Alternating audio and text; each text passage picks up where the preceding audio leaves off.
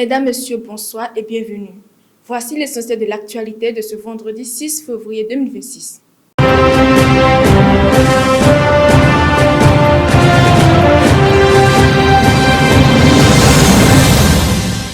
En Afrique, au Rwanda, le président Paul Kagame répond frontalement aux menaces des sanctions internationales visant son pays.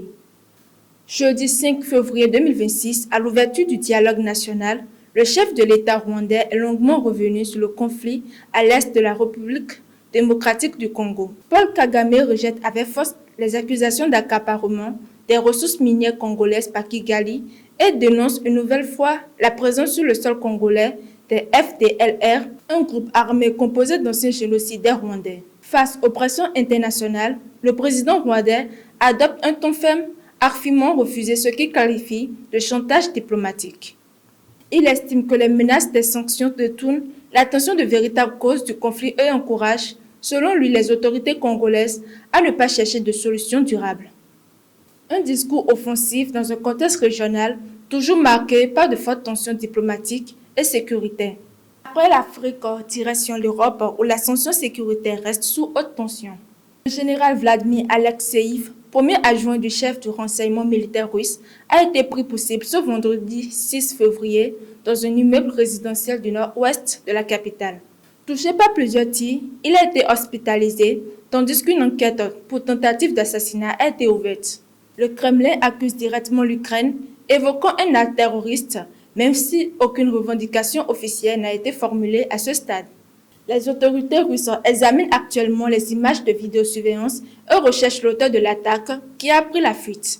Figure clé de l'appareil sécuritaire russe, le général est notamment connu pour son rôle dans les négociations avec le groupe Wagner lors de la mutinerie avortée de 2023.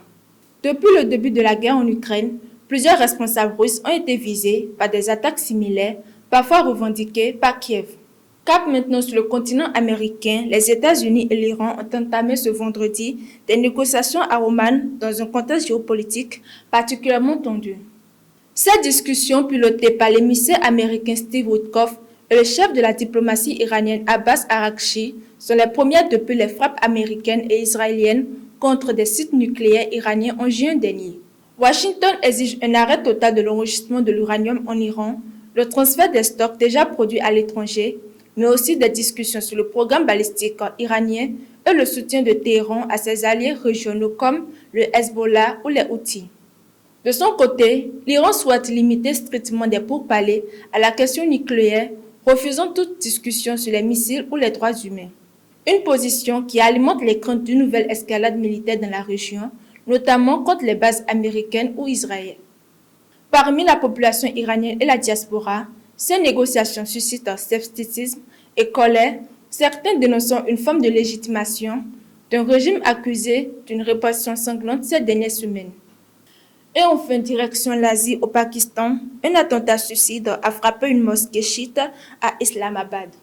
Vendredi 6 février 2026, une explosion survenue après la prière du vendredi a fait au moins 30 morts et plus de 130 blessés, selon un bilan provisoire communiqué par la police.